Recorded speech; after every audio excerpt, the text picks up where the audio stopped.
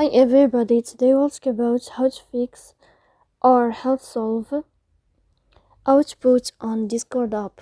To know how to fix or help solve output on Discord app, you should just go to settings. Here you can click on apps, default apps, app settings. Then you can click on Discord.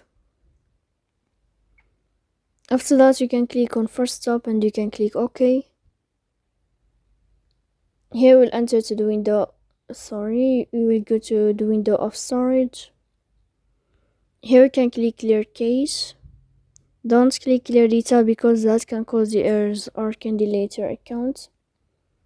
Then you can turn off your Wi-Fi and you can turn on your Wi-Fi again. So please don't forget to support us by like and subscribe. See you next time in another video, and thank you for your attention.